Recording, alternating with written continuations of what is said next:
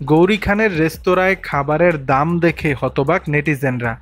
বলিউড তারকা শাহরুখ খানের স্ত্রী ও ইন্টেরিয়র ডিজাইনার গৌরী খানের বিলাসবহুল রেস্তোরাঁ তৈরি এখন আলোচনায়, তবে এবার খাবারের দাম নিয়ে।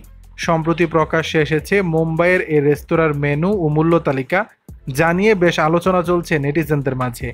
ভারতীয় গণমাধ্যমের খবর, গৌরী খানের রেস্তোরাঁয় খাবারের দাম দেখে নেটিজেনদের অনেকে হতবাক বনে যান।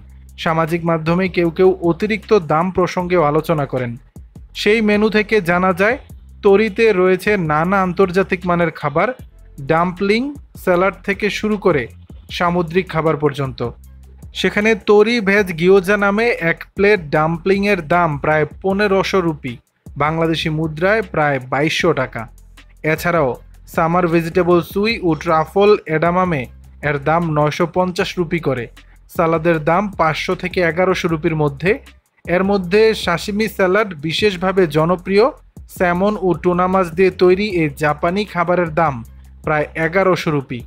রেস্তোরাঁটিতে জাপানি কিছু পদও পাওয়া যায়। এমনকি বিভিন্ন খাবারের দাম 600, 750 রুপি, 800 রুপি সহ 3800, 4700 রুপি পর্যন্ত রয়েছে। তবে অনেক দিন আগে তৈরি বিতর্কের মুখেও পড়েছিল। এক সোশ্যাল মিডিয়া ইনফ্লুয়েন্সার অভিযোগ তোলেন রেস্তোরাঁটি নকল পনির ব্যবহার করছে।